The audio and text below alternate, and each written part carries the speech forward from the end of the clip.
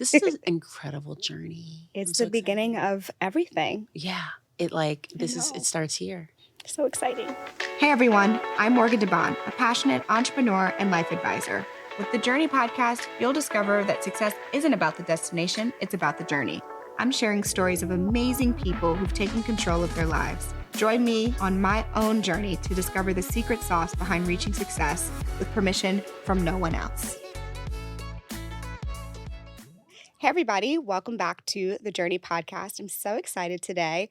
We have big news, big conversations, and I'm here with my fave doula in the world, Latham Thomas. Hi, Morgan. Thank you so much for having me. Thank you for coming. So it's been a while. So what's going on with you? How's life?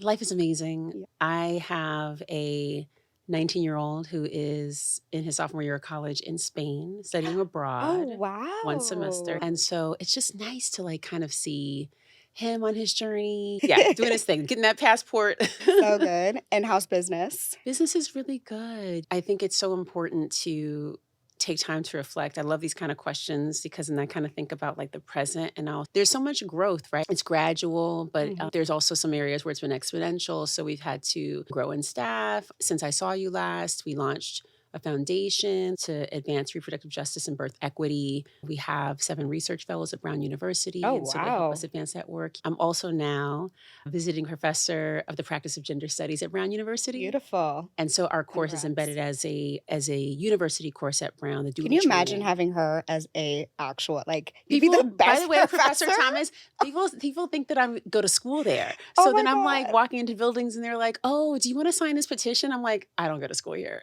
But also, yes. But I'm Professor Thomas. I was like, "But I am your teacher." That's But it's been amazing because I'm working with bioethics students. I'm working with MPAs and PHs. I'm working with folks who are going to be on their OB-GYN track, pre-med track, people who are doing medical anthropology. These are all the students I have in class, mostly folks of color who are in the course, but all backgrounds. And it's been just really amazing. I'm just thankful. As we were in Women's History Month and Black History and all the things that have passed, I'm like, you know what? This is historic. To bring this kind of work into the Ivy League setting. Critical. The impact is you won't even know the impact that you're going to Yes. have because they're young They're students. young people. But We're investing in the future. Yeah, that would Yeah. have never happened when we went to school. No. Ever. It would not have, but now it's time. And I think about even with the work that you all have done with looking at futurism and using an Afrofuturistic lens to see how can we utilize technology. I think about investing in the future of our communities and of birth work through the young people. And so it's the same kind of approach to a different area of work. So yeah. I know people ask you this all the time, but I'm going to ask. Yes. Doula, midwife. Absolutely. And is there something post baby? Like a postpartum doula? Yeah. Yeah, absolutely. Yeah, it's a great question because I think a lot of people are confused by, and this is confusion that is warranted. There has been a pervasive, I would say, campaign to make sure people stay confused because if you don't understand the difference between a midwife and a doula, and you're a legislator or a policymaker, it influences where health funding gets deployed. It influences what gets passed into law, protections for birthing persons and or folks who serve as birth workers. Also, consumers. Birthing persons. Because trans. Yeah. Okay. So you Mothers, got to give me all the Professor Yeah. Thomas. Let's go. Break it down for me. Right. So it influences all of Yeah. that. And so if you don't know the difference as a consumer, then how are you going to go out into the world when you're pregnant and you're looking to find options? It's oh, is a midwife and a doula the same thing? Right. So the difference is midwives are clinicians. They are clinical care workers who have, and there's various levels of midwives too. There's midwives who are certified nurse midwives who work inside the hospital settings. There's traditional midwives who have been trained through ancestral methods and within their communities that may have not had licensure or gone through any sort of formal training. There's licensed midwives who can work outside of the hospital setting, but who can also serve like as home birth or birth center midwives, but cannot work inside the hospitals formally. So there's different types depending on how they would like to work. And so you have to choose based on kind of like the setting you want to give birth in. Okay, so that's a criteria. So that's a criteria. Like, so you just have to figure the structure. Yes, exactly. Yes. So you just have to like, ask like, Right. do And do home birthing birth? centers I guess each one will probably have their own requirements. Exactly. Okay. So pretty much anyone can work within a birth center, but you would want to ask, when you're looking around, like, where do you practice? Do you have do you have a birth center? Do you do home birth? Most people will do a particular track. So I do home births. I work within this birth center, or I work within this hospital. So when you're doing your research, you'll get to see like, oh, am I more of a home birth candidate? Okay, I'm just going to kind of interview home birth midwives. Does that replace the OBGYN? So if you're inside of a hospital, it would. And if it escalated to needing a surgical delivery or something that had needed more attention, then a physician would be able to support you. Also, if you're outside and you're birthing at home or in the birth center, and then there's a situation that's emergent, you would transfer to the hospital, and then a physician would take over the care. So if there's just everything's moving smoothly and it's a healthy pregnancy, healthy birth, it can take place outside of the hospital. I think it's important that people know that most birth is safe and healthy. And so people who are candidates for out of hospital birth, it generally does go well. There are obviously instances where things don't go well. Right. And I think that we tend to assume that most of the time there's going to be an emergency. Yeah. Right. And so everyone like really focuses on when we see those outcomes. Right. I mean, the oldest known profession is midwifery. So literally. we've been doing this for forever. Right. So it is safe. And these are trained clinicians who can do this work. In many cases, they have skills that a lot of our younger OBGYNs are not learning. And it's because they're not learning alongside midwives. They're getting training within hospitals. And sometimes they're just watching and learning on models. Right. And so they're not really actually seeing healthy, safe, non-violent physiologic birth unfold. And so a lot of times, the first time that they experience birth is inside the hospital setting in residency. And chaos. Yeah, which is why it's so important to get them early. So we're working with folks early on to get them the skills they need to bring into these settings to change the culture of the hospitals. And so what doulas are non-clinical care providers. So the difference is they can provide emotional support, physical support, education, advocacy tools, partner support. If you have a partner present, they can get them on board. And then really, one of my clients calls it like having a producer for your birth, right? So if you have a wedding. You go here. You go here. Exactly. How I like to think about it is my job is to sort of keep in mind and like as my focus how you're going to recall the experience. My goal is for you to have a recollection of this experience that is positive, that is life affirming, that you feel transformed. And so how do I get there, right? So then I'm backing into that through every touch point along the way. Right? From the moment that we start working together to the moment you leave that hospital or wherever you gave birth. I'm thinking about every step along that journey and how to make those interactions and experiences optimal. It's sterile in the hospital, it's cold, it's beeping, bright ass lights on. How do I make it feel more like, let me put some. Exactly. So I have like my LED lights and I put a diffuser on and we got some D'Angelo playing, right? And it's a vibe. And so when you do this, you can create, and we have some pictures from home and maybe some little things that remind you of the safety of your home, maybe some affirmations on the wall. We just make it a vibe, right? And so that's part of what a doula might do. The other thing that's really important is helping people to use their voices to be able to advocate for their desires inside the birth experience. I want to underscore that we shouldn't be advocating during birth. We should just be birthing, right? And so the fact that we have to fight for our lives, when we think about the Black birthing experience, it's heartbreaking that this is where we are, that we have to arm people with tools and information. And instead of them birthing, they're like, dealing with like a system and dealing with people within a system that are not recognizing their humanity. Yeah. So what a doula can do is be a bridge, be a liaison, help you to better understand the medical speak, understand what's happening in the room. Right. They can be there as that guide to help you cross that river. Our ancestors, like Harriet Tubman, who was obviously an incredible freedom fighter and an astrologer and had like this incredible way with the land and knew the ways of nature that helped her guide people to safe passage. And so when I think about this work, we are helping guide people to safe passage, right? And we have to know the terrain. And so when you bring a doula, this is a person who is comfortable in this terrain, right? All day, every day. Right? Yeah. And so we can help guide you regardless of what the outcome of the birth is. Yeah. We are here to make sure you feel safe, you feel dignity, you feel a sense of belonging, and that you come on the other side feeling empowered. And so the work is spiritual, it's ancestral in nature, and it's really like, to sort of fill some of the cultural gaps we have around care. Any big life event, like somebody gets married, just holidays. Think about how Black people, we come together.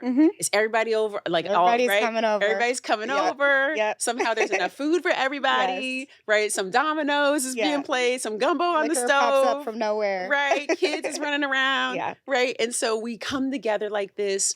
And in times of birth, also we come together.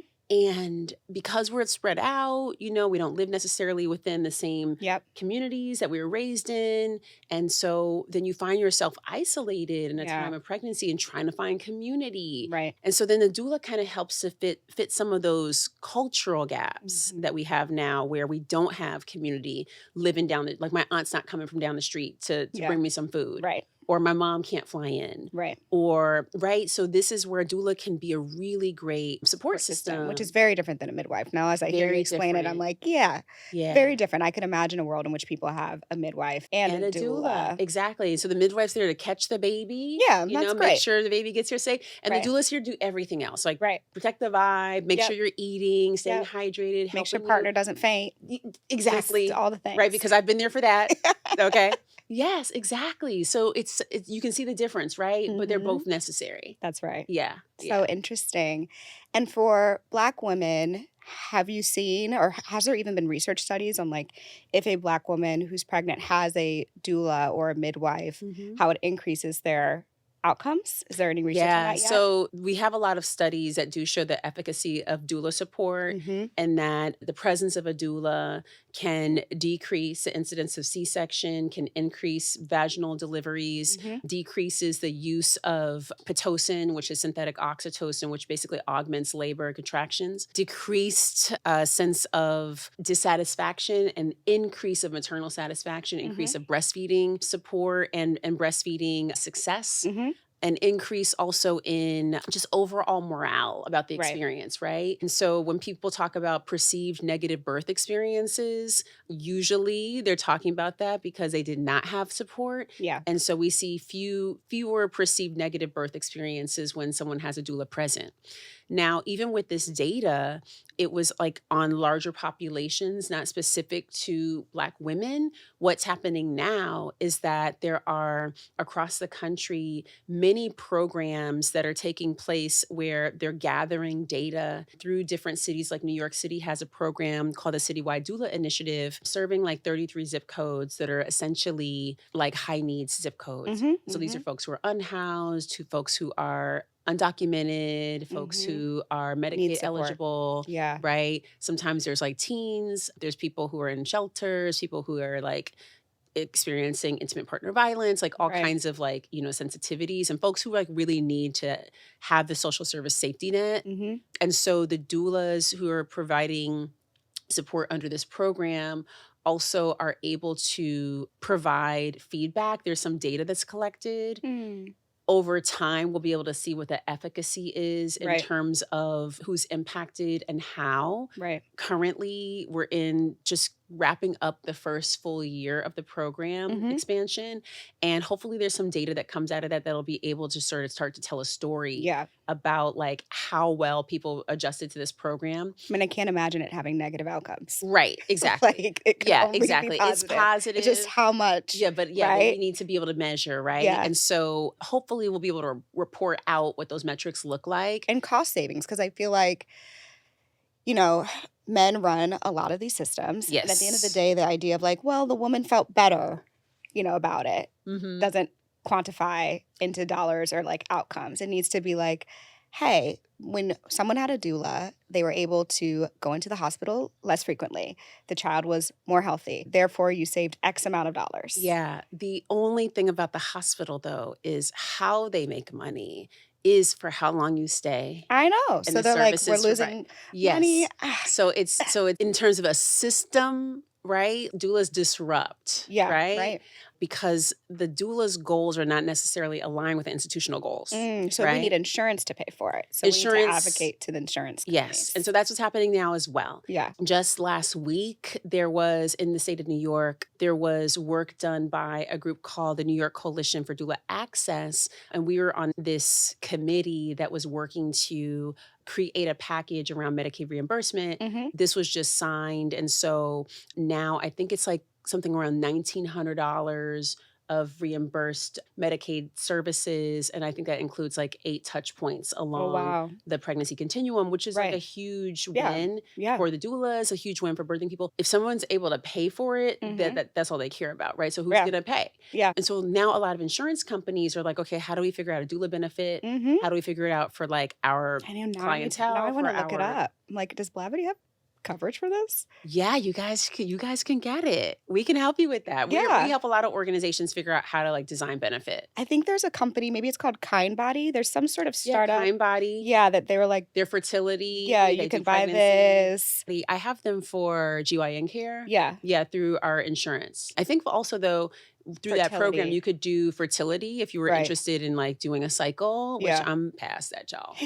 But I mean, maybe I'll just go check out, see what my eggs are doing. Like how we doing? Right? No, but if I wanted to, that's available through like our plan. But interestingly, like these are all now conversations that if you think about when we were coming up, right? When we were younger, it was like everything you could, like you were trying to like avoid, like doing the matrix to try to avoid getting pregnant. That's right. Right? It was like no talk about pregnancy. Yeah. The talk was all about like, how can you advance? How can you like just push forward inside of this construct that was designed for males, right? For men to succeed and white males in particular to succeed. And we were sort of all vested in this path of like upward mobility. At the expense of our health. Yep. And so now you see people who are like, oh, I'm really trying to get pregnant. But we've been telling our body for like 20 plus Calm years down. to Don't not. Do that. Yeah, right? Don't do that. And so it takes a second for it to get back on board. Right. It takes a second for us to like also move away from these structures and these patterns that we've internalized that are basically killing us, right? And moving too fast and not listening to the body and staying up late and all these things that we do, traveling like crazy. Pushing. Yeah. Exactly. Push. Take supplements to try to, it's like, well, why do we need all these supplements? Exactly. Like you don't need coffee if you have energy, right? But like right. all these things. So we push ourselves. And now I love to see that Black women are like, no. And we're stopping and we're assessing and we're looking at people who are dropping next to, like, this person is close to our age. What happened to them? Like people who are not that much older. That scared me. I mean, when I lived in St. Louis, people, you're pregnant at 22. Right. So that's different. But yes. When I lived in LA, one of the things that like scared me a little bit, I mean, the same women I know, like they desperately wanted children, desperately wanted a partner. And they were also, I mean, these are some of the most successful people in Hollywood or in business or in politics. Yep. And their behavior and their goals not aligned. Did not Not align. even meeting. Not even meeting. Not really. I'm like, I see you at all these events, ma'am. Like, what are we doing? Exactly. These are female events, by the way. Not ones with other parties. That not like terrified me, but it definitely, I think, gave me a picture of if I stay on this track, this could be an outcome where it takes a long time. And I think that I have friends now who are 36, 37, froze their eggs, but like, only got a couple of viable ones. That's the thing too. Like you think, okay, well, I'll just do, freeze my eggs. And then you go through that process. I think egg freezing is anti-feminist. It's horrible. It's tragic. Like, I'm like, oh man, this is brutal. Like, it's emotionally brutal. It's isolating. It's just a lot of effort. And you might have to do 3 or 4 cycles. It's also expensive. It's expensive. And if you think about it, so let's examine what we're asking people to do. Because anytime, by the way, that companies like Google or whomever, like Netflix, they're like Netflix, like we're going to pay for it's like, let me ask you why you would pay for this. Yeah. Right. So I want you to work longer. Harder. I want to get the best hours. I want to siphon all of the possible benefit out of you as a workforce, right? Yeah. And because your productivity, right? And I do not support family planning. I do not support you starting a family. I do not really support leave, right? And so look at what we've constructed and also participated in. Because if we were all to come together and be like, look, on the first and second day of my period, I don't want to come into the office. If we all started saying, I'm not coming in, it would be changed. We would have menstrual leave, right? Yeah, so if we know like that it's not good to get up and hustle and get out the door and be sitting at a desk all day when you should be resting, right? If we would just succumb to that and say, this is actually part of how our body's designed, we need to rest. Instead of subliminating it, right? That's one thing. Then now we get pregnant. You're expected to work all the way through. Then you have the baby. You're expected to come back 10 to 14 days after having a baby in the United States. 1 in 4 women go back to work 10 to 14 days after. Some people have 10-day periods in this country. Doesn't have federal paid leave. It drives me, as an entrepreneur, as a person who finances paid leave. Which, by the way, is not supposed to be, the company should not be subsidizing the government. That is directly an offset to their incentives. That's what the government is supposed to be. The government is supposed to be providing leave, not pushing the burden onto companies. Yeah. It should be the government. Who care about profit. Right. So that is a huge issue. Yeah. And so when you think about then, we advance to something like egg freezing. Now, if I'm freezing my eggs, it's because I believe I have to buy into this structure, right? I have to continue this path forward because if I jump off the train here, I will not advance. I'll be penalized, right? So if I come back in, I remember Serena Williams said when she stopped attending, she was like 444th or whatever on the list. Yeah. Okay. Yeah. And she had to like jump back in. It's like you cannot maintain your place. It's incredible. Right? You get punished for having a child. The structure itself is what's wrong, not our bodies. And so the idea that we would take these medications and pump our bodies with all this stuff, and then to get a handful of eggs, which by the way, most of the time, it's not actually successful. Yeah, they don't make it through. They don't make it. Yep. And so you put all this money into the idea of security so that you could have this just mental, like, okay, so I feel mentally, good about having done this. And then you move on with this path. And most of us are unfulfilled. Yeah. And then we do this thing. And then when it's time to have the baby, or you think that you might want to have the baby, then you look around and you're like, I'm still not where I thought I should be. Yeah. But this is a time. And it's like, it's not the construct itself. If we think about what we should be really advocating to design, and this is the power that I think we have as also businesses who can help lead the charge, is to design something different with women at the center. Right? And so we're not saying to someone, okay, like if you leave and go have this baby because this is the right time for you to go, when you can't come back. Yeah. Or we're going to penalize you to come back. This idea of forcing people into making the decision, and it's fine. If you say, look, I love what I'm doing, I love where my life is, I want to do this. Yeah. But feeling like you have no other choice is anti-feminist. I think that's the hard part. It's like, I do feel like a lot of women get to a certain point, 34 and 35, and they say, I don't feel like I have a choice. Right. That's another thing now I'm 34, too. 35. Now, here's the thing, too. The data around eggs declining, geriatric life. Yeah, the idea that we would name people at 35 years old. Geriatric pregnancy is so offensive. It's offensive. There's so many more terms that are offensive, by the way. That's just one I'm of like, them. 35, really? It's not, but here's the thing, it's not. And so when they study this population where they determined that 35 was a pinpoint for the decline of ovarian reserve, it was a small population of women, just white women, by the way, in a particular area, kind of like Midwest region, who, by the way, were not healthy and not eating well and not people who live like maybe a healthier lifestyle. You can't tell me that someone who is 35 that lives on the ocean, eating and capturing fish every day, not living at a rat race, fast-paced lifestyle, has the same ovarian reserve as somebody 35 who lives in New York City, How has no who's one working. studied this recently? Like, you're the second person who's told me that those numbers are outdated. They're And I'm like, outdated. why? Because systemically it serves Yeah. them for us to think that like we need their help Yeah. when we don't. Yeah. There are instances absolutely where people do need assisted reproductive technology. Right. But to start there is no. We need to start with self and say, okay, what are the impediments in my life? Like you said already, there's people who want to have babies. How am I lining up my goals? How am I lining up my life to support this goal? How am I lining up how am I moving with intention to support this outcome? That's right. And so a lot of it is just redesigning our lives and making different lifestyle choices, because I'll tell you that that biological age and chronological age do not run concurrently. It's just like your metabolism. If you get a metabolism test, they're like, your metabolism is 45. Right. You could be 23. Or you see 80-something-year-olds, Yeah. they're like hiking and like my with a dad's machete. metabolism is like 45 and he's 65. There you go.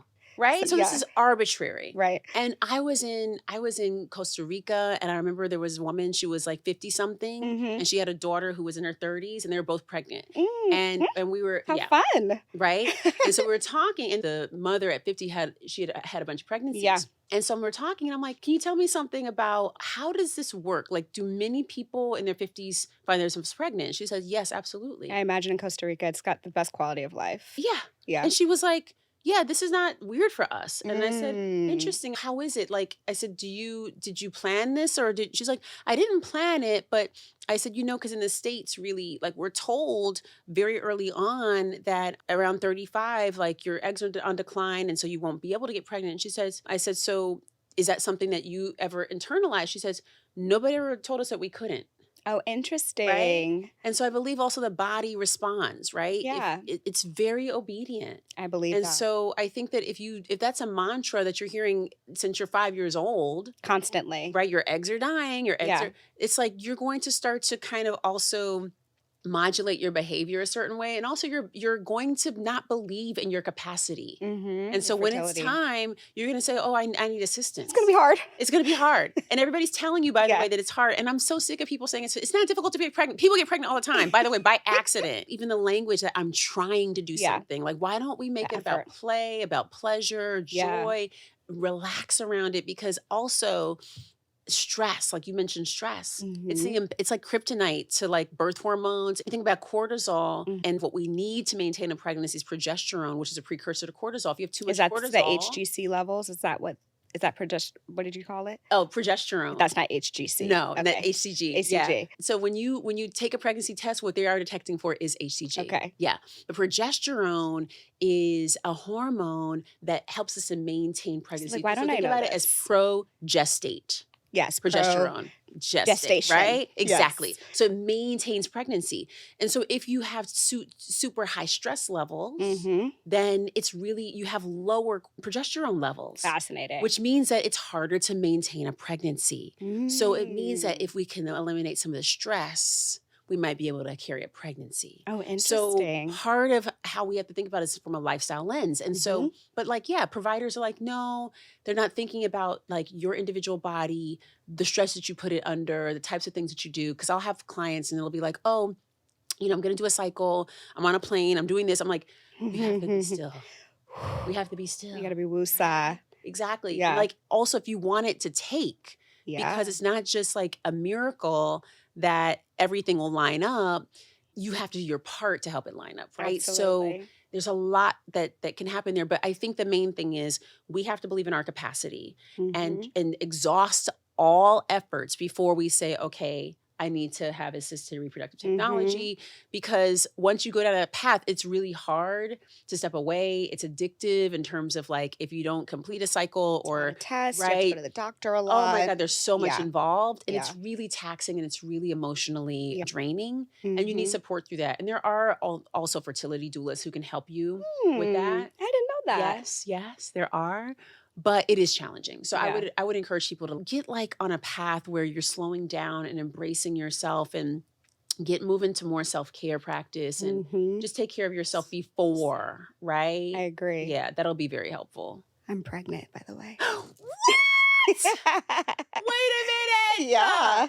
Okay, y'all. I don't know how many minutes into this we are, and this woman is telling me that that she's pregnant. I said we're pregnant because it's my baby too. We are It's pregnant. our baby. Almost 7 weeks. Oh my God. I know, it's so exciting. This is amazing. It's going on. Oh my I'm gosh. exhausted. This is so funny. This is apropos of something that I brought you. This is amazing. Oh, see, if I would have known this, now I'm pissed. got 'cause I you. have so many things that I should have brought. You know, I have everything I pregnancy. know you have it all. But it's so Now much I better to get ship your it. real Now I get to ship reaction. it. Now I get to ship it. Yeah, we can do all the things. What? More? Okay, I need to know everything. I know, So, I'm so excited. what? I know.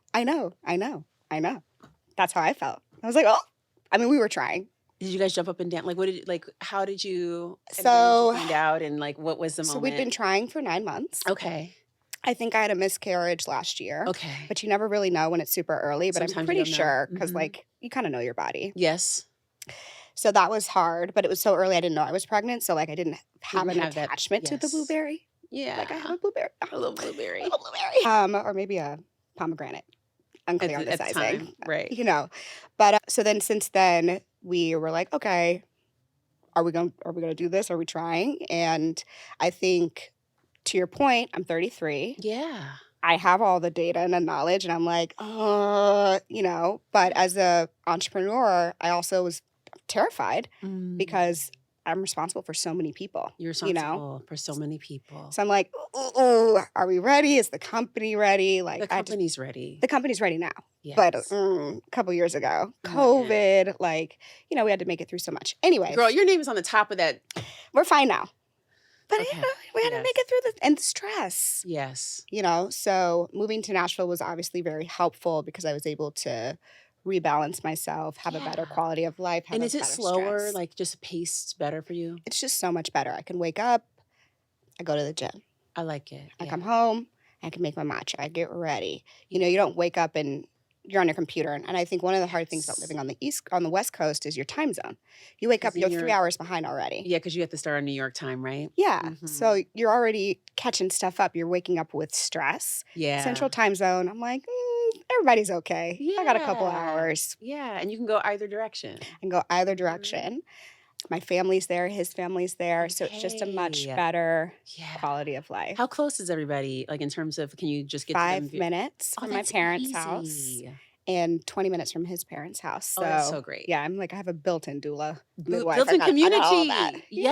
Yes. So, anyways, I think I might have conceived on Valentine's Day, which is very cliche, I love that. but we'll find out in I a couple love that. weeks. But basically, my boobs were hurting. Yes. And I was like,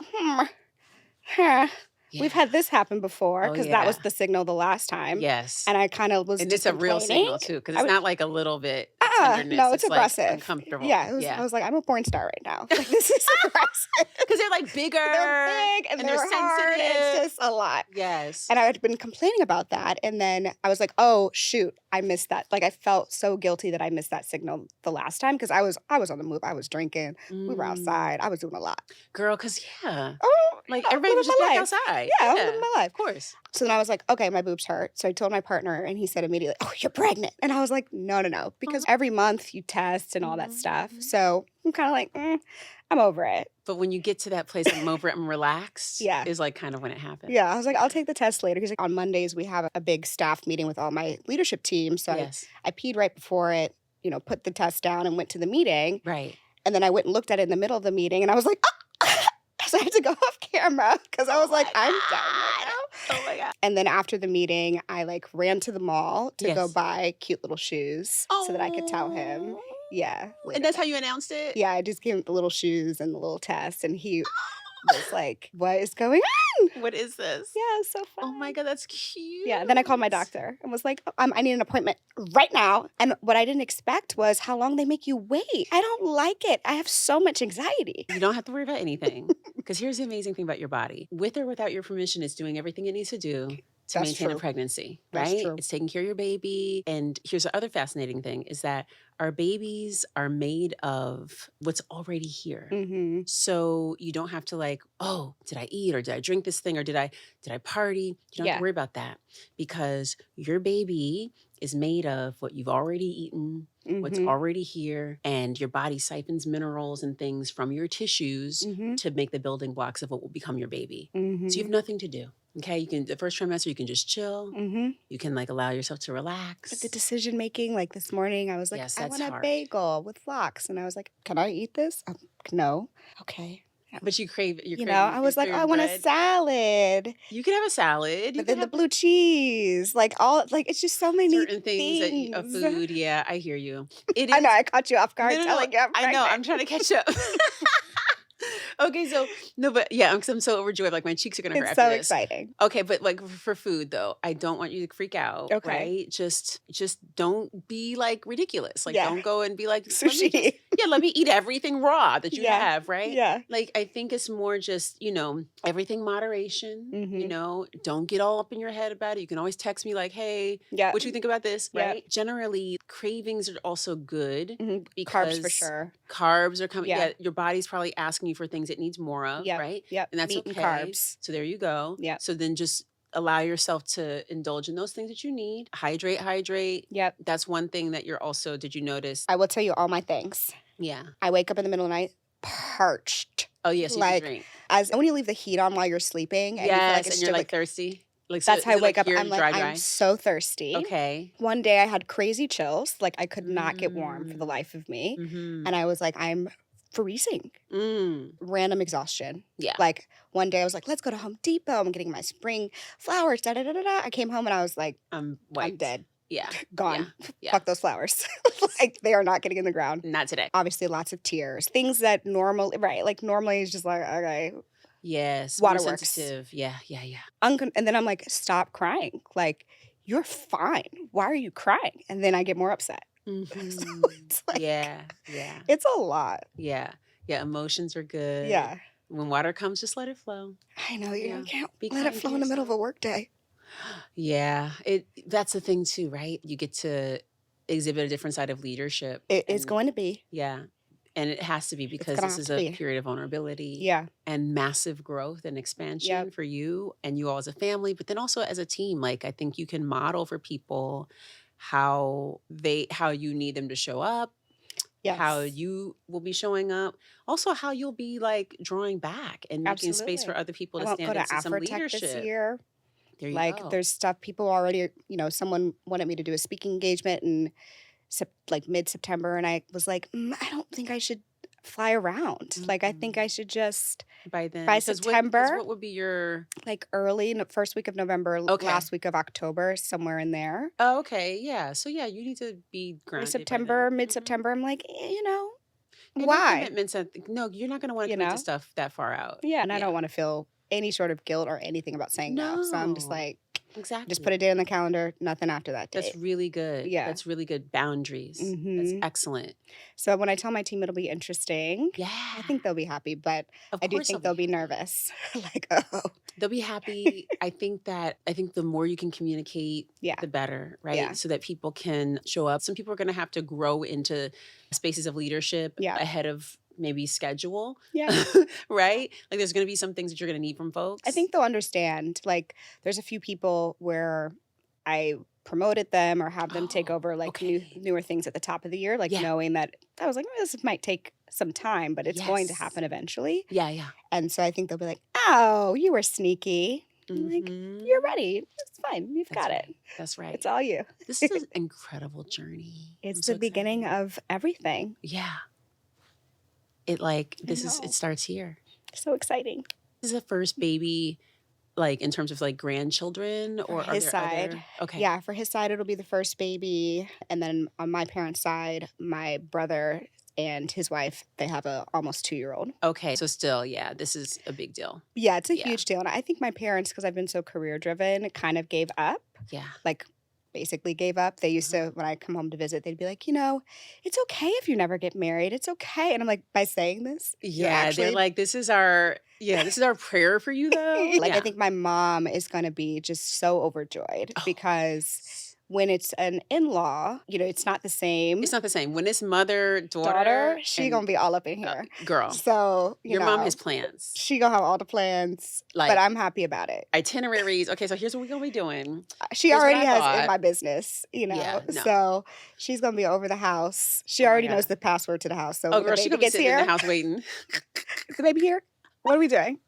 Oh my God, I love this. Yeah. This is huge. It is huge. Yeah. It's exciting. My mom came, I remember when my son was born, and just like took over, like running me baths, like managing like the flow of people visiting. She's like, okay, it was nice to see you. Latham has to take a nap. I was like, I'm still talking. And she's like, no, you're getting your ass in the bed. I was like, I'm going to bed, apparently. I'm all for that. Yeah, my mom was so good at that. She was helping me with breastfeeding and everything was amazing. But yeah, it is different when it's your side. Like they have a different experience because like you're their baby. Yeah. So Totally. yeah, it's a different I experience. think his family will be his mom is the sweetest human being on earth. His mom is I think she's preschool or elementary school teacher. Oh, she's thrilled. Yeah. So when we first met, we went to a Mexican restaurant. First met his parents, and she told me, she said, when I have a grandbaby, I'm going to retire.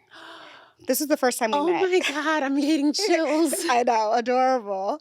And so you got a built-in like teacher and everything. Oh, she's ready to go. And so we just went out to dinner for his dad's birthday. Okay. And, we couldn't tell them, obviously. I mean, although I don't know if I agree with these Girl, tell rules, by the them. way. We're Tell going to tell them. them. We're going to tell them in the next couple of weeks. But, Why y'all waiting that long? I don't know. It's so much input. But here's the thing. It's exhausting. It is exhausting. All the like, wait till you're 12 weeks. Wait till Don't you're do 10 that. Don't do that. I don't believe in waiting. Yeah. You know why? Why? Because it's the good and the bad, right? Like if everything's great and everything moves smoothly, we have support now. Yeah. If things go a different direction and we need support, it's like we're not telling someone after the fact, oh, by the way, Right. this happened. And why didn't you tell us? Oh, well, I was waiting until 12 weeks. It's Right. like, no, Yeah. like now. I think that's good advice. I think I'm going to tell them Because very soon. yeah, because now they get to support you. They get to celebrate the exciting moments that you feel like, because there's moments I know that you want to tell people, but you have to keep it to yourself. And so you're like, okay, who can I tell? So you're telling like somebody over here or this friend or whatever. Yeah. What's going to be amazing is to be able to be like, what's his mom's name? I call her Mama Shaw. Mama Shaw. Mama Shaw, guess what? Right? Like Yeah. it'll be so amazing to be able to do that earlier. And I know too, like from, dealing with folks who have had experiences that like were not as fortunate, Yeah. that they wish that they had been able to tell people sooner because then they would have had the safety net For the loss. Yeah. It- Baby is definitely going to be well loved on, for Oh sure. my God, of course. So much love. Oh my God, I'm so excited. Yeah. You have to come to Doula Expo. It's in May. It is in May. Yeah. I will. Okay, you have to. You have It's to here. be in it. It's here in New York. Yeah. Okay, cool. Yeah, you have to be in it. I'll be out and about by then. Yes, Yeah. exactly. Yeah. It'll be known. Yes. Hey. It'll be known for sure. Oh my God, I'm so excited for you. This is changing everything. Now I'm like thinking of all the stuff I need to get for you and like, It's a lot. yes, It's a lot. this is good. I'm tired. I'm going to take a nap after this. Oh yeah, you have to take naps. Yeah. Yeah. I'm a nap queen. I love that. You're a nap queen. My chief of staff knows. I'm like, Kate, it's done. That's I'm done for the good. day. That's good. So people are like, why is she moving around all these meetings? Because she got to have her sleep. Because honestly, if you talk to me, I would not remember a word you said because I can't function. You know a really good trick What? also? So do you know leg drain where you lie on your back and then take your legs at 45 degrees? Okay, if you do that for 20 minutes, it's equivalent to a 2-hour nap. Fascinating. Yeah. So if you're like in one of those where I can't like really fully knock Yeah. out, Yeah. lie there, right? Like get some cushion on your upper back area Mm-hmm. and then just put your legs up at 45 degrees. Just like That drainage. Drainage, yeah. Oh, wow. Yeah, and that feedback loop, yeah, kind of like helps to reset your circadian rhythm. And, some people just text while they do it. I would just say, close your eyes, throw some music on, 20, and try to like close out any light, put like a little eye pillow, whatever, and then just lay there for 20 minutes. You can set your timer. I'm going to try that for It's sure. awesome. I love that Like, idea. anytime I have to travel early in the morning, which I don't really do anymore, but anytime I have to do that, I'll just I'm like, let me do this. I pack my bag, I throw my legs up, hang out there, and then I'll go to sleep for real. And then I kind of like get that like extra rest. Yes, I will definitely try that. Yeah. I'm keeping my schedule chill. I'm going to Costa Rica for like maybe 2-3 weeks. Okay. Then I'm going to go to Europe for like 2-3 weeks just to like just get out of Dodge, relax a little bit. Will you be unplugging fully? Costa Rica, yes. Okay, good. And then France, I have to go for Cannes. So I'm going to, it's work, but like. But it's fun work. It's fun work. Yeah. Yeah. We're going to be okay. Yeah, you're going to be fine. And then I don't have any plans for July and August yet. Excellent. So those will be restful months, hopefully. Okay. We can make it so. I think so. Yeah. That'll be a good time. Your body will be asking for like a little bit of downtime just because like it'll be the first year that you do all of these things that are kind of like annual but pregnant. So thinking about like, oh, I'm used to like moving around and jumping on a plane and it's easy.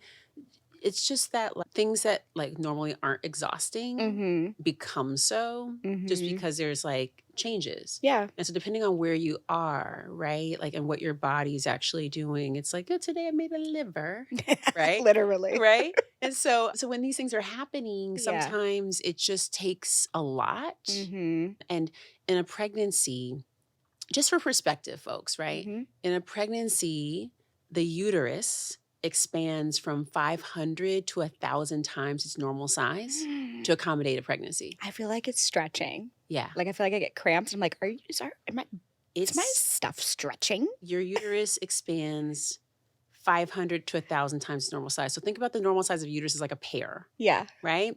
So think about a pear expanding to 1,000 times its normal size to accommodate a pregnancy. Okay? So that's one thing. Think about like your resting heart rate. If you think about like the beats, right? The resting beats per minute, you'll have like a 10 to 15 beat increase when you're resting. So just like not doing anything, I'm already doing too much. So you think about it from this lens, there's a lot happening.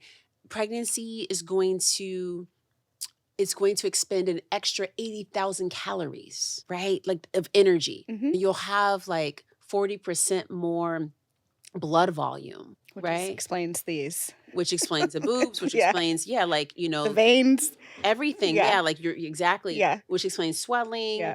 But also because that the blood volume and just extra fluid in the body accommodates obviously blood, water, placenta, fat, baby, right? All of that. It'll be like carrying those soda bottles that are 2-liter soda bottles. Think about carrying 3 of those, just like taping them to the front of your body and just walking throughout the day. That's how much, like by the end, right? It's a lot. So men don't have to go through any of this. No. Like literally, Josh will be like, how are you feeling? I'm like, I feel like shit.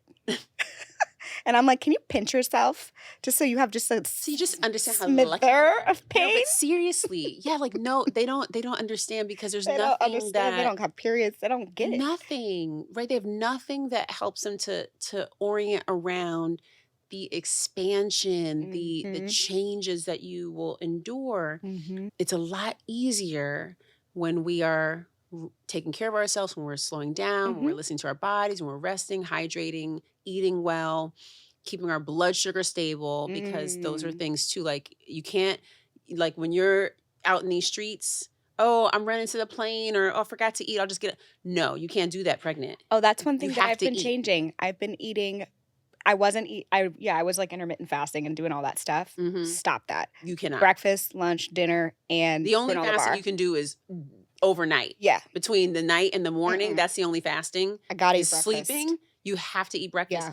If you don't have breakfast, you also could get morning sickness. Trust me. Yeah. It's not cute. I did that. Okay, yeah. So don't do that. And so I was like, eat. I thought it was the prenatal. Yeah. And I was like, the prenatal could also do it too. I think it was. I took the prenatal and I hadn't taking really them at eaten night. anything. Okay. So I switched to evening. Good. But then I felt like it gave me more energy, so that I like couldn't go to sleep. Yeah. So I got to get it at You the got to like find a 5 way. o'clock, 4 Okay, o'clock, yes. 5 o'clock range. Good. But I've had a lot of trial and error. Yes. I almost was exactly. like, maybe I have twins because I feel like I have a lot of symptoms to be this early. I don't think I have twins. Please, Lord, no. Wow. I Double hope trouble not. will be interesting. Girl, no. I would be like, I'm through. Oh my gosh. I am through with you. But if you had two at once, then I mean, you wouldn't have to necessarily do it again. Ma'am, Because then you I am already have a 4'11", sibling. carrying Girl, twins. I've seen so many people. Girl, I've seen people, tiny little people with two babies. My best friend has twins.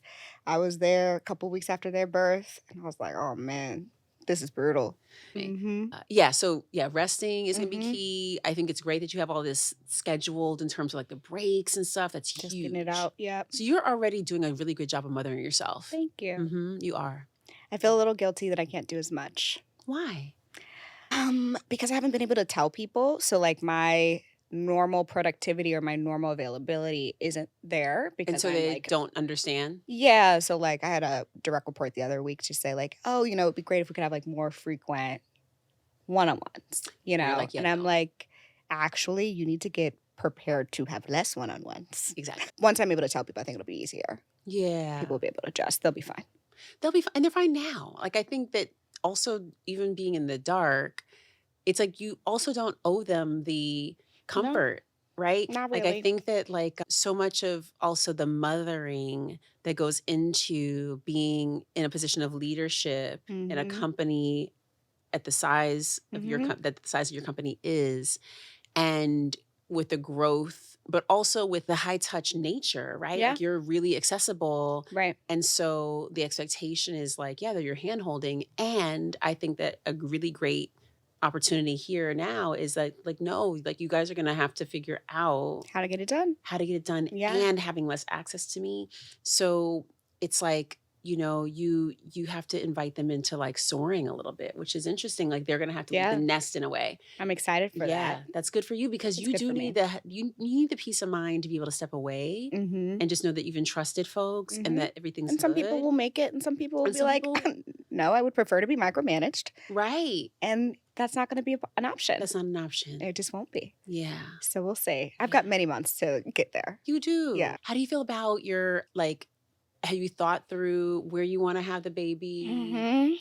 My dad's a doctor. My brother's a doctor. Really? Okay. My dad's a pediatrician. So I feel like if anything happens, I'll be like, Grade school. Dad. I do feel like hospitals are like very sterile, very transactional. Yeah. And I just don't know that I want that. And I'm in Tennessee, which is not necessarily the most like progressive Right. place. Yeah. There are some really great. Are there? Yeah, there are some great birth centers and out of hospital options. Yeah. Midwives down there. Yeah, So there I'll are have to some get to your connect you list. with. Yeah. Because I feel like I ideally would like to do like laboring in water and just be like calm and then go to the hospital. Yeah. And just pop it out. Yeah. Versus like laboring in the hospital. I'm like, why do people do that? You can labor at home. I mean, you can labor at home. So we generally like the doula way is like labor at home for as long as you can. As long as possible. And then transfer to the place of birth. Yeah. And so we use this guideline called 411, which is amazing because when I teach it, I'm like, these kids don't know 411, right? When we were coming up, 411 was on the landline, by the way, y'all, landline. Any questions you have, 411. Questions, you will call 411. Yeah. You would find out the time of day, like the temperature, like all these things, right, on 411. And so it was basically information. So 411, though, stands for contractions coming 4 minutes apart, lasting for about a minute long over the course of an hour. And so we use that as a guidepost to figure out if it feels like it might be time to head to the place of birth. Yeah. And so that's when we can tell you're in really good active labor and we should transfer you. And so if you're at home and it's starting to progress, you'll start to see patterns. You can time the contractions.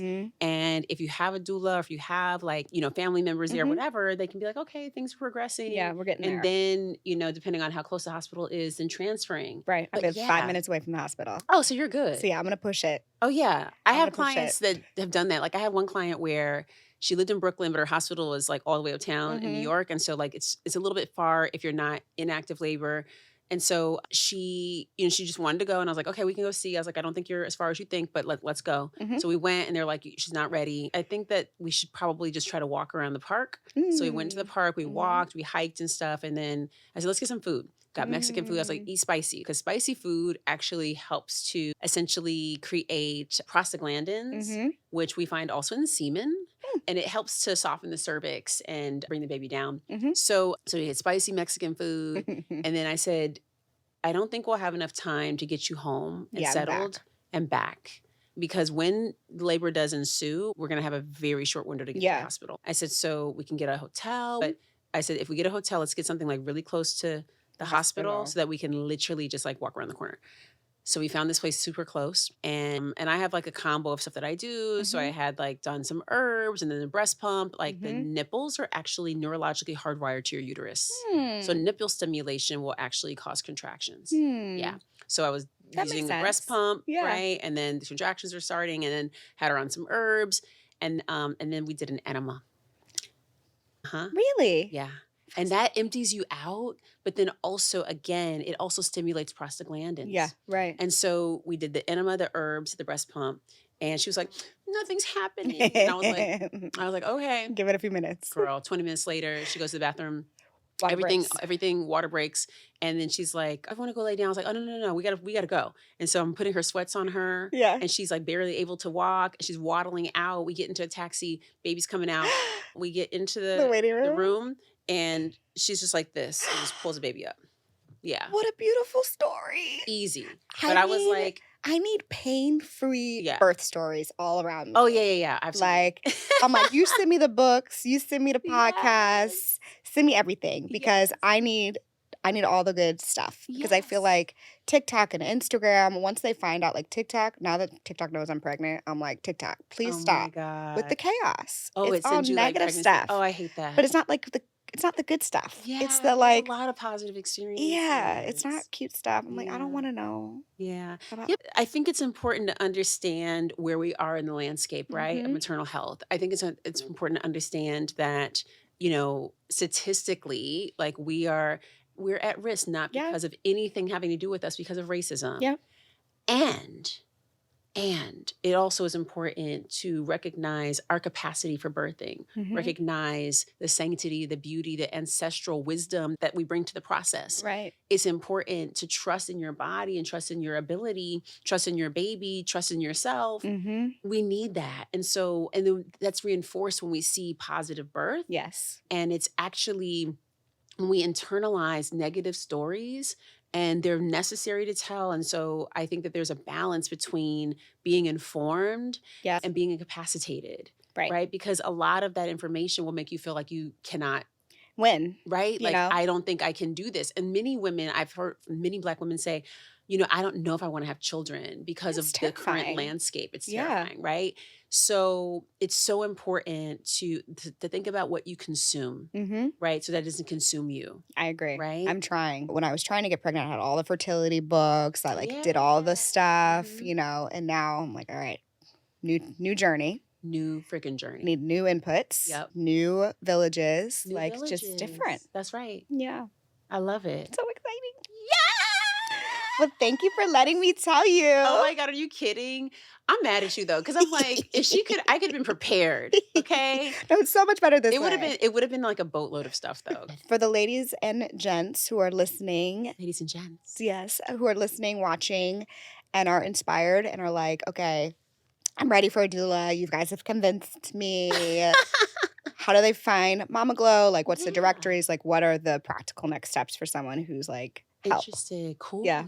So if you are looking to get pregnant or currently pregnant or even postpartum, you can go to mamaglow.com. It's just MAMAGLOW.com.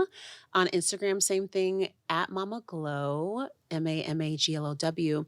We have in May a really cool event called the Doula Expo by Mama Glow, which is basically an incredible 2-day festival. It's taking place at Hudson Yards. And it's essentially a space where we celebrate the future of birth work. And our theme this year is Birth to the Future. Cute. So it's going to be amazing. And we're thinking about really leaning into these principles of futurism to think about what's possible, right? Mm-hmm. And designing a future that centers us. And so it's going to be it's a celebratory event, really inspiring, but also very educational. So there's all Mm-hmm. kinds of ways that we activate in the space, lots of different brands, organizations, people. It's just good energy. So doulaexpo.com for that. And then if you are somebody who's looking to start this journey to become a birth worker, like if you want to be a doula, if you want to be of service, if you want to support a doula, like somebody who can be on this path, also mamaglow.com for training information. And if you're interested in like funding and supporting people because we have a lot of folks who want to do this work all across the country and world, and mostly BIPOC and LGBTQ plus folks who want to do this work. We really want to support them by helping to subsidize their education. And that allows you to like pour into some of the education work that we do. We have generations where there's like a daughter and a granddaughter and the grandmother all working together as a doula collective. That's so cute. We have them in sometimes the training at the same time. Yeah. And so I love to see that energy of us embracing the elders. And so that's another commitment of ours, is ensuring that we bring the elders into the fold. We also know that when we take our elders out of isolation, we also reduce the risk for Alzheimer's. Yes. And so it's really important, right, to keep them active. So, and also because, as they age, they do become isolated from community. And so we want to ensure that they have access to community and can bring their incredible resources from lived experience to support our younger doulas. And then the younger folks can bring like their experience and technology and all the things that they learn to support the elders. And so it's an amazing intergenerational community we have. Yeah. And so if you feel called to be a part of that, we would love to have you. But if you feel called to support it because you're not trying to be a doula, we appreciate the support as well. Yeah. Donate. MamaGlowFoundation.org, y'all. I love it. Well, I appreciate you. I appreciate you. Thank you so much for coming to the journey. Oh my God. On my journey. I'm so happy to be part of your journey. This is so huge. Yeah. Morgan, I'm so proud of you. Thank you. Like for real. Thank you. And bless you. Bless you and bless this baby. Bless this next phase of your life, right? It's a phase. Here we go.